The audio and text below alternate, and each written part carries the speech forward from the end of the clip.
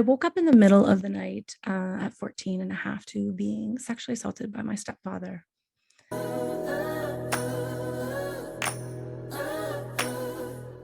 Today we have a special guest. Kim Coffin is a trauma-informed somatic empowerment and sexuality coach, and she teaches singles and couples how to reconnect to their body and to their pleasure. She teaches them how to activate their turn on and also heal heartbreak and shame and reclaim all the places they have been disempowered so they can step into their power in their relationships, in their businesses, in their bodies, and in their lives. Kim, thank you so much for taking the time to join me to talk about all these juicy things today.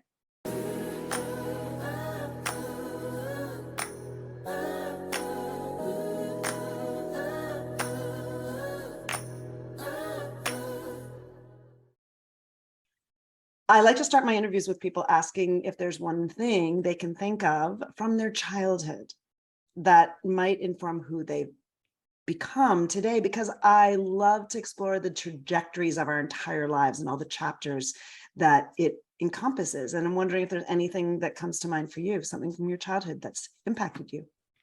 Yeah, what comes to mind, which was really fun, it kind of like just popped and I was like, okay, that's it. I literally wanted to be Wonder Woman, but not the kind of Wonder Woman where, you're running around like a turkey with your head cut off and you're like doing an overgiving and going and going and going. Not that kind. Like the like taking care of people, the empowering people, like the Linda Carter that I used to like Superman over my couch and pretend I was. That's what it would be. I love that. That is the perfect story. So my story, yeah. I woke up in the middle of the night at 14 and a half to being sexually assaulted by my stepfather. And it was absolutely horrific. It was a horrific night. I stayed awake the entire rest of the night, even though he had left. And everything was spiraling through my brain. I can see now, like all of the trauma patterns and stories and modes were happening right then and there. And I couldn't sleep, obviously. I was like frozen. I was paralyzed. And he'd been my stepfather for like 10 plus years. So at this point, it was like, what, like literally, like, what do I do? He'd been my stepfather since I was 6. He held me as a newborn in the hospital, my mother tells me. So he's known my mother since she was 12, 13. So my whole world crashed, like right then and there, within an hour of what is going on? Like, what do I do? I don't know what to do. I don't know what to say. And around 5, 6 in the morning, it was like, oh, I know what to do. I'm going to tell my mom. Right. And finally, it came through in my brain of tell. Like that's all that was drilled into us is just tell. So I was like, great, I'm going to tell my mom and she's going to figure it out. It's not my problem anymore. Right. Which is like huge relief on a 14-year-old's confused brain. And I did. And I told her after about 30 minutes after he left for work. And I was scared. I was nervous. I was bawling, really, really scared. And I told her and she believed me right away. But then within a few hours, she did not. Yeah. And she actually made me confront him in the school parking lot with him sitting in the front seat, told me to get in the front seat with him while she sat in the back seat. And I started to claim my story and say, you know what you did. And the way he looked at me and said, no, I did not. It was something in his eyes. Like I knew right then and there that I was not going to win this battle. And I remember the shields going up, like the brick walls building in my heart going and thinking, I'm on my own from here on out. This is it. I remember that. Wow. Yeah. That is absolutely heartbreaking. Mm-hmm. To imagine you being that 14-year-old girl undefended by not only the atrocity of being molested or abused or whatever the circumstances are, however you describe them, but then not being protected by the people you expect to. I just feel that wall going up and the thing that strikes me is I know that you're not alone. I know I'm not alone. And that when I think of the number of times this happens in the lives of young women, And you describe so beautifully that somatic experience of the walls going up when you're not protected and defended. It's just, oh. Yeah, I felt it. I remember making that decision. Like it was clear in my brain. And it was never spoken of again, ever, for 27 years until I confronted my mother, not him. I haven't seen him and I don't want to. And she still denies it to this day. So it led to a whole pile of things that we can dive into, which leads to disconnection. It leads to putting up walls, putting up shields, disempowerment, getting in our heads, out of our body. It's not safe. So much. But the betrayal of my mother, honestly, is way worse. It was so hard, so hard. So what was the trajectory then? I mean, obviously there's so many pieces to this story and to this path, and I'm sure you could, because you're a skilled storyteller and communicator, go into a lot of the nuances of it. But if we're really being basic on the pathway, what I'm going to guess, let me take a guess. I'm going to guess that one of the chapters in there was you being incredibly powerful, strong, and successful. Is that right?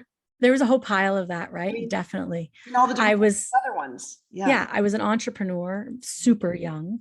I was even before this. I was at 12 and a half, 13. I started my own first business in 1997 when I was like, 21. Yeah. And I've been an entrepreneur since.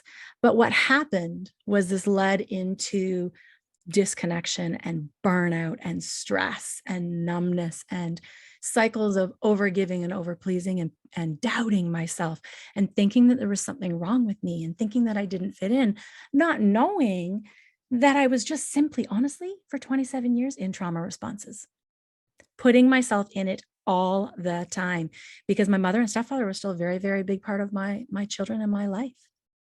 So as I had children, it was just like everything turned into exhaustion and frustration and anger and burnout. And I couldn't stop at that part. And I still yet was empowered, as you said, on this other side. Yep. And I still was coaching everyone, females, males, everyone through different businesses that I had. And I was also a master photographer. I still am, and coach with the Professional Photographers of Canada. And I was always leading in those positions too. Like I was Ontario's chair and Western Ontario's chair and a whole pile of different, definitely empowered leadership places. But what happened was finally in 2013, I started reclaiming my boundaries. I started speaking up. The whole time I was definitely pulling my children away more and more and more, especially as my daughter was born. She was my third child. As she was born and she wasn't on my hip all the time, I pulled away even more. Right. And I started, rep sports. And all my kids entered rep sports to avoid, my mother's still very, very controlling, to avoid those family weekends of you're going to show up on Thursday at this time. You're going to stay for 2 weeks. You're going to be here every single holiday. So I started to pull away the best way I knew how to protect me, to protect my kids. And eventually I was wobbling definitely in 2013. I really started putting firm boundaries down. And it was the Me Too movement in 2017 that launched everything.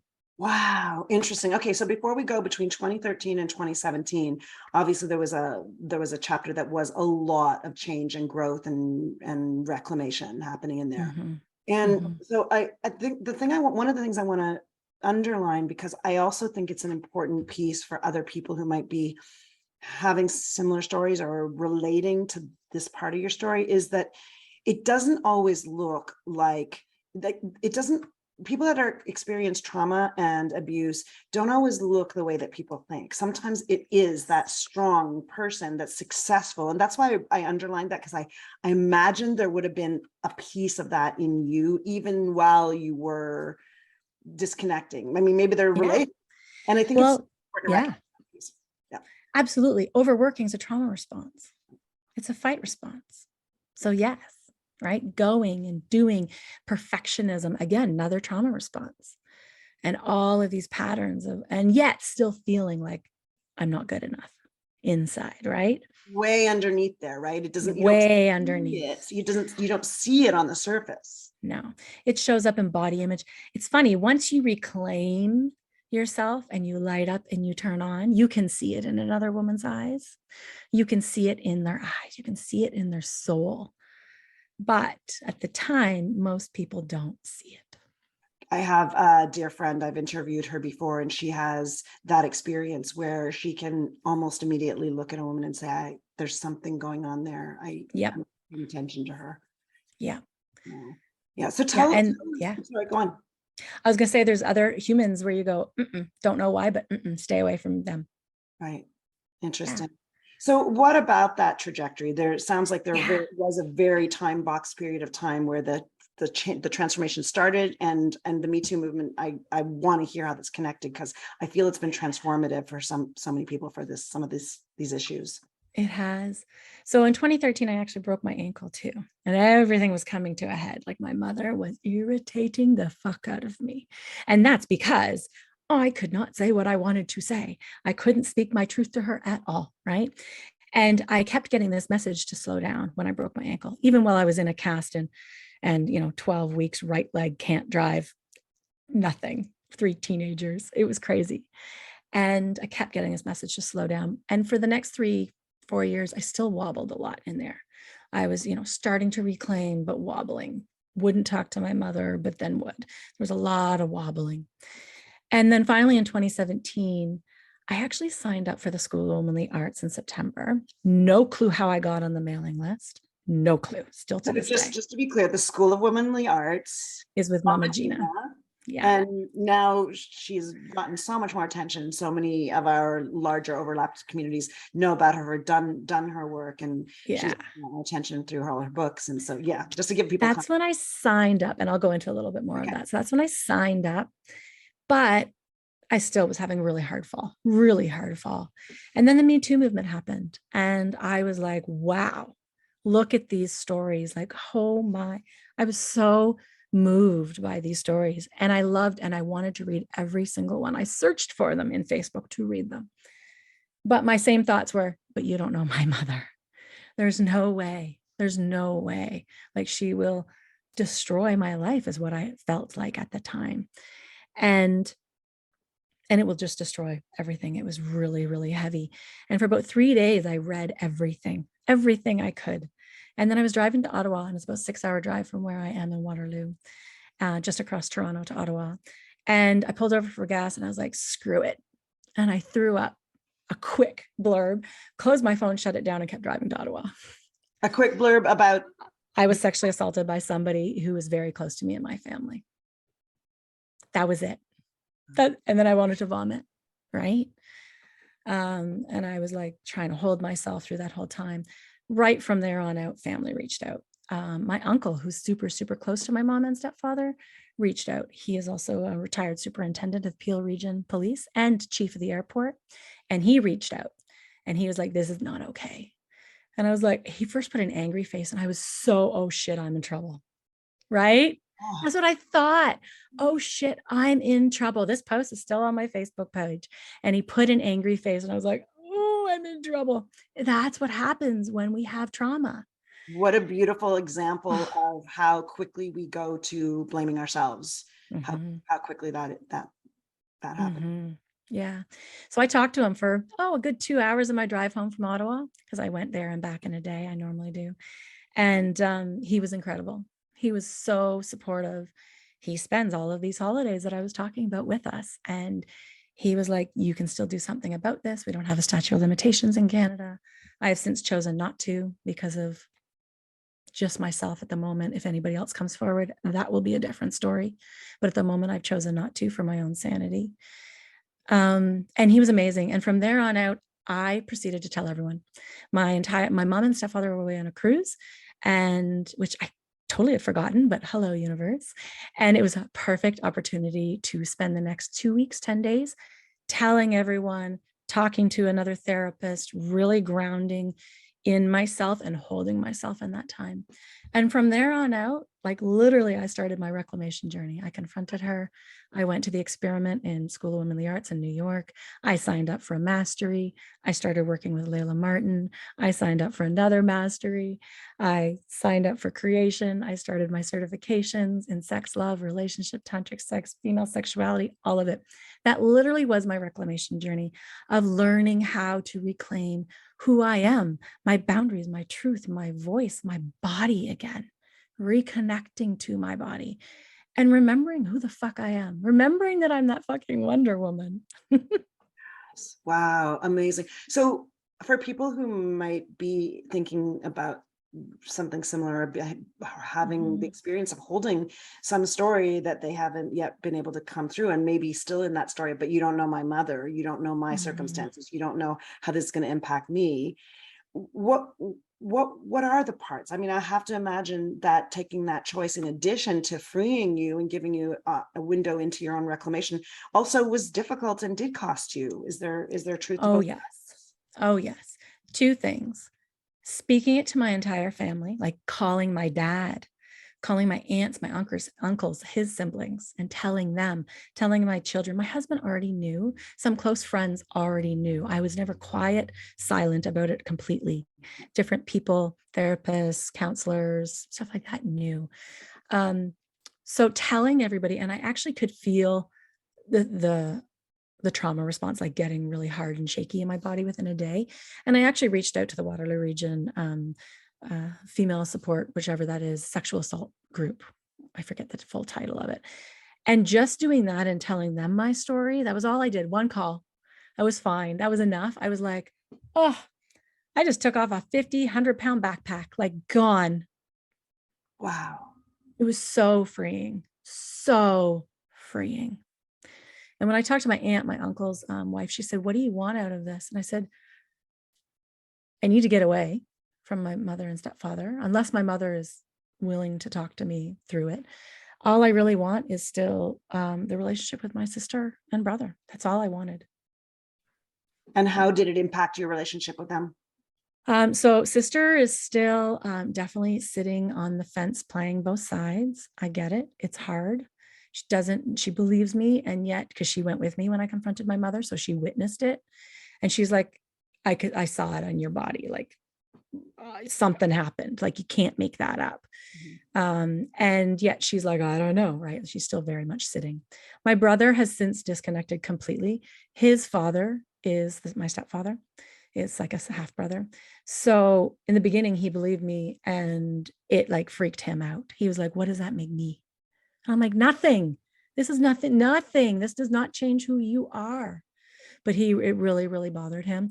And within a month, he switched. Nope, my dad, he said, my dad told me the truth. It didn't happen. And I was like, okay, okay. Like, what am I going to say? Right. And he still talked to me for about 2 years, but the around 2 year mark, we were talking for my birthday. And I said, honestly, I'm more hurt by what our mother has done. The betrayal from a mother, from the woman who carried me Mhm. is the hardest. Yeah. And unfortunately, his response was, well, now I know you're not telling the truth. Oh, wow. Oh my gosh, Kim, that must be so painful.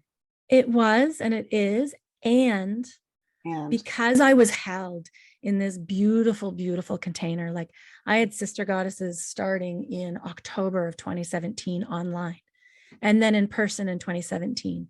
And we talked every single day. To tell you the truth, one of them I still talk to every single day to this day. wow. She's in California and we text. Like I get to see her next week for the first time in 2 years. So like this is sisterhood. And when I showed up this way, and sisterhood was, oh my gosh, hard, right? Like look at my mother wounds. Yeah. It was hard as fuck when I showed up this way and learned how to be seen in my grief and in my rage and in my truth and in my vulnerability and was held. There is something so, so powerful in that. So we formed our own community where we text every day and talked to each other and did Zoom calls. And then I was in Mastery 3 times that year, and then another experience in December. So I was really, really held. That's what I also dropped into jade egg work and working with Layla and really reconnecting to my body, really learning to tap into the innate power in me. And that is what holds me. That is that spiral that when it's hard, yeah, things get hard. It could be that, it could be something else. It could be the pandemic. Something triggered me yesterday and I was like, I got to swamp this out, like move this through my body and rage and play with the grief and allow it out and then turn on. And it comes to this beautiful remembrance of who we are, of our essence. And everything from there actually is really quite easy. Beautiful.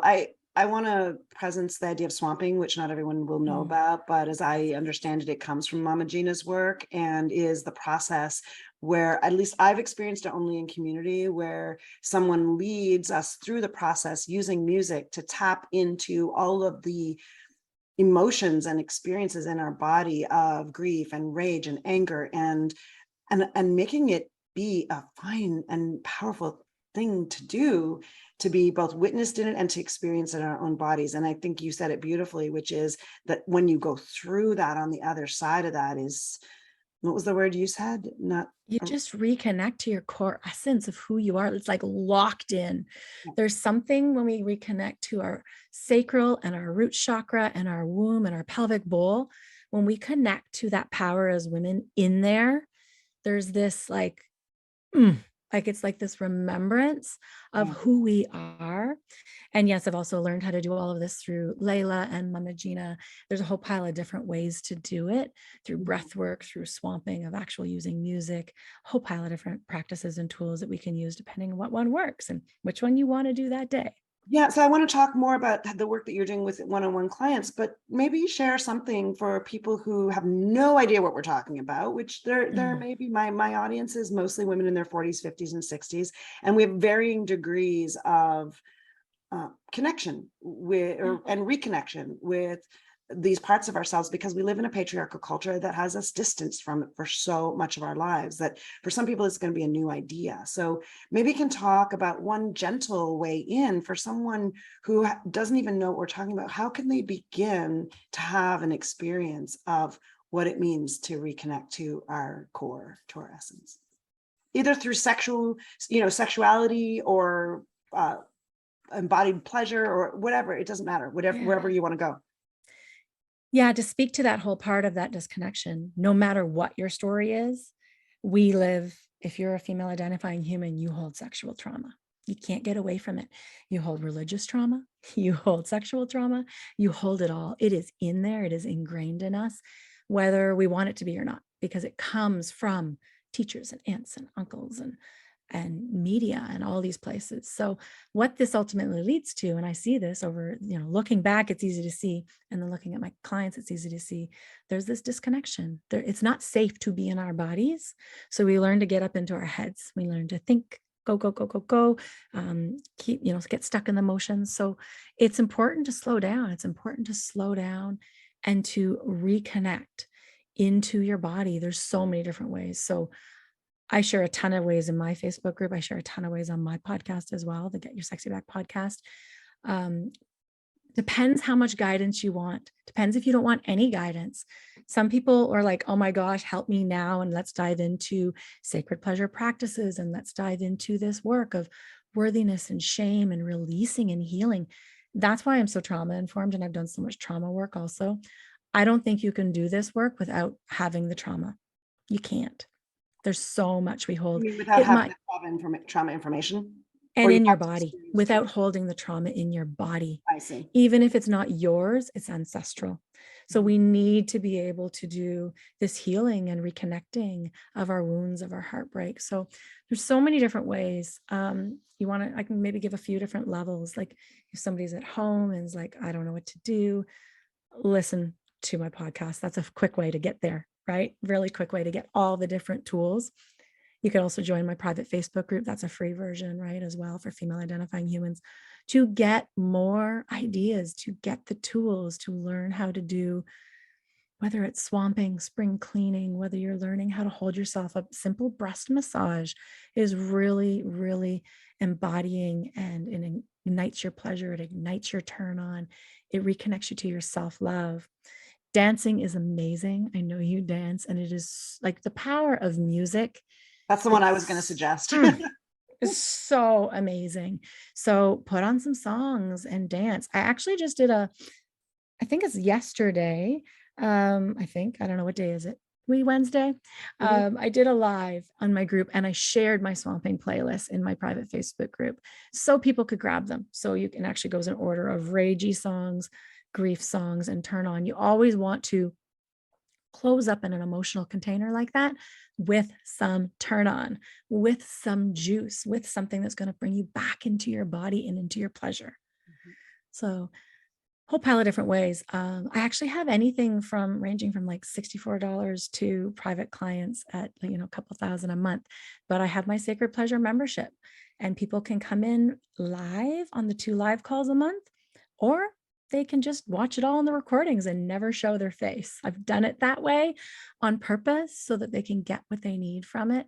It's $64 a month, and I teach tools each month to come into your body, to reconnect, to slow down. This month's manifesting your desires. We're going into body love next month. The last 2 months are in there too. There's so many different ways. The biggest thing is get support. Learn how. You can't do this alone.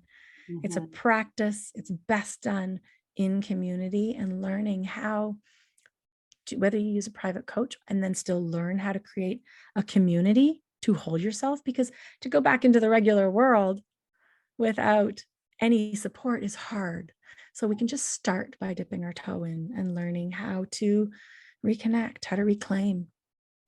I think something for many people that might even be a step forward is even knowing that there's another way of experiencing our bodies and ourselves and our power that we might have been so disconnected from for all the reasons, like you said, either the standard being a feminine, female identified person, or from very specific capital T trauma experiences we've had, that there's a whole range of depth available to us that most of us don't have access to. So if that's the only thing that makes a difference, to know that is a Yeah. powerful step.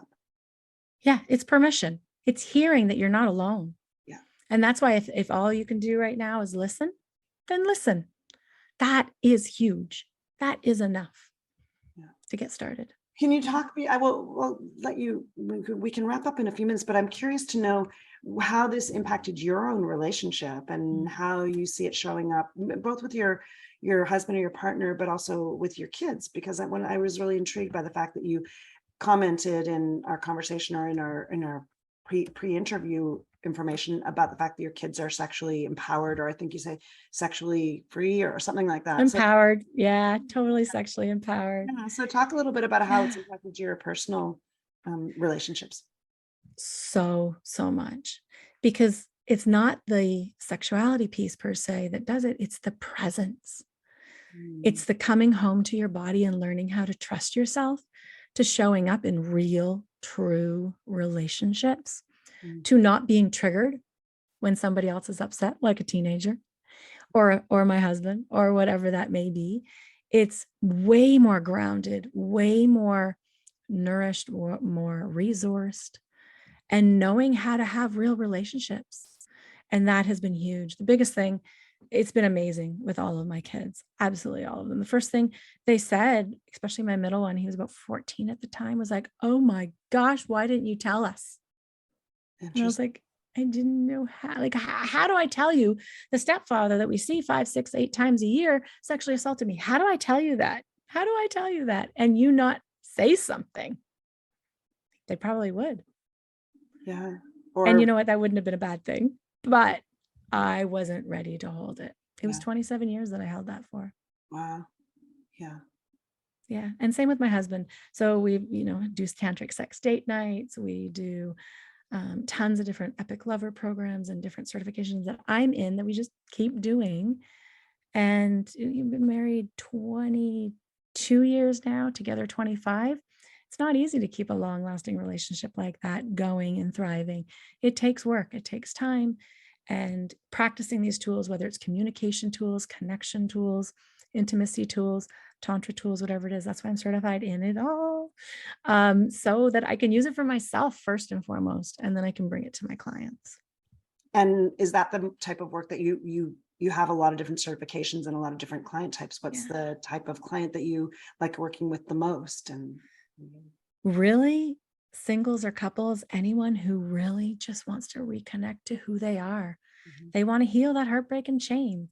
They want to reconnect to their body and learn how to trust themselves and cultivate epic, epic safety within their body so that they can go and do and be that superwoman or superman or superhuman, whatever that may be, so that they can be their epic selves and live the life that they desire, because we're walking around like zombies half the time and we don't need to be. mm. Beautiful. So as a spillover from the Superpower You podcast, I believe in strengths as the basis and the foundation for all that we bring to the world. And the more we're aware of it, the better. And I also believe that we've always had something in our lives that has been so natural to us that it's like the air we swim in, or the air we breathe and the water we swim in, that is been with us our entire lives, regardless of the age that we've been, or the stage, or the activities, or the career.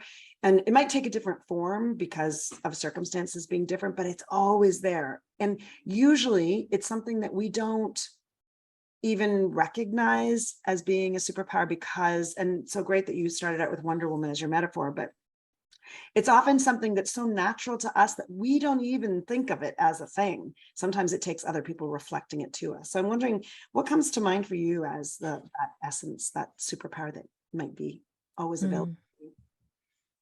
There's so many. I've uncovered a lot. I celebrate this inner intuition that is like witchy as fuck, and it is so dead on, and it keeps increasing and getting more powerful, which And is you really had it as a amazing. child too? Even more as a child, but I disconnected from it. Yeah. So so witchy intuition, is that what it is? Is it embodied? Is it what's I just know. you just know? It's a knowing. I just know. And I can see pictures and I can see time. Like I'm super easy to organize. And I didn't realize this until about 4 or 5 years ago, that people don't see how everything's going to fit together. And I'm like, what do you mean? Like it's lazy. Like I can see it. Yeah, that is a perfect example of the way superpowers occur to us, because they're so natural to us. We assume everybody else has the same skill. And then at a certain point in our lives, part of our reclamation journey, I believe it is part of owning our own power, is we start to see that that particular thing isn't just generalizable across everyone. It actually is unique to us and special. And I don't know if this is true for you. For me, a lot of the awareness of that came through the community, through the sisterhood, through the linking arms with people, and seeing it back. Absolutely. They're the ones who first said, Kim. And I'm like, what are you talking about? Don't you have that? Like, what are you talking about?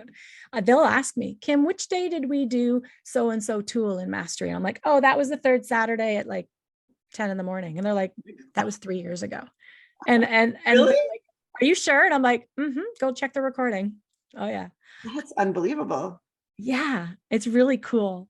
It's really cool. How does that show up in other situations? So say a little bit of a story about how we can see how that's logistically useful, but I'm going to guess if it's a superpower, and it seems like it is, that it's going to take on a slightly different form and have a slightly different benefit in another circumstance. Can you think of any?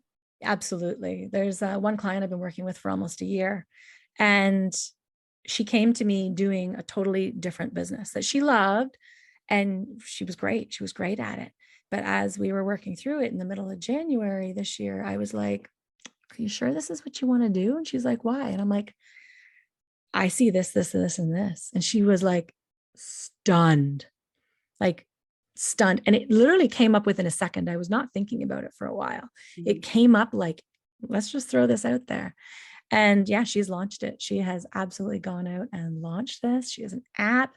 She has like, it's crazy. She messaged me this morning. There was like 15, 20 people are adding to her email list a day, and 100 followers on Pinterest and LinkedIn and Reels. And I'm like, holy shit, like she's kicking ass. So you're saying that you saw the trajectory, you saw the time frame. It just appeared for me. Yeah. And she had never thought about doing that in her life. And she wasn't even asking me for something to do. She was still loving what she was doing before. Yeah. Even her husband is like, yeah, you were made for this. Like everybody is like, yeah, this is your thing. So yeah, just pulling. I just see it all of a sudden. And it really, really shows up beautifully in coaching spaces like that, where they're like, yeah, like that's what I want. I didn't even know I wanted it, but yes, they just knew something wasn't right. Amazing. So given that my audience is largely women in their 40s, 50s, and 60s, and my focus is on empowerment and voice and visibility for this particular age group, what would you say it comes to mind for you in terms of how that plays out? Because that's not necessarily what we've been talking about, or even necessarily your focus, but I know you work with people in this age demographic. And is there anything that you see as being unique to this this age group or this age stage or chapter that you want to speak to? Absolutely, because it is very linked to what I do as well, because we're frequently hiding. We are hiding. We are not showing up as our true, authentic selves. We are afraid to. It comes with the disconnection. We're afraid to be ourselves because we're afraid we're going to lose that love, safety, and belonging, right? So there's so much in there to speaking our truth and to showing up and to using our voice and to claiming our yeses, our nos, and being our true, authentic selves. And it's hard to get to until we reconnect to who we are, which means until we reconnect into our body, into our sexuality is the way I see it, because it's like this quick, fast portal into reconnecting to who you are, because it's the biggest place we've been disempowered. And one of the things I say in all my messaging is that you're never too old and it's never too late. And I'm going to guess that that applies for anybody who's holding any kind of story from the past that might still be impacting their freedom and their sovereignty, that it's never too late to claim it or to speak it or to share it or to explore it. Never too late. I was 41 when I finally called out my mother. Oh, yeah. Yeah. Never too Thank late. you so much for the work that you're doing. I know it's healing. I believe deeply that when we support one human being or one couple, let alone all the people that you do support, that it ripples out into the world and makes a massive difference in our collective healing. So thank you for the work that you do and for taking your own story and turning it into healing and power for other people. Mm. You already mentioned a couple places where people can follow you or find your work. Is there anywhere particular do you want to just recap where the best place is to find you? But basically, to find me, Get Your Sexy Back, it's like everywhere. So it's Get Your Sexy Back podcast, Get Your Sexy Back coach on Instagram, getyoursexyback.ca for Canada. For my website, like that's the easiest ways. And then personally, you can follow me on Facebook personally. That's what I use. Same for Facebook group, actually, Get Your Sexy Back as well. I'm trying to be very consistent. You are a great job. Fantastic job in branding. So thank you so much for your time. Kim Coffin, trauma-informed somatic empowerment and sexuality coach. All the links will be below in the comment section. Please follow Kim and we'll see you next time.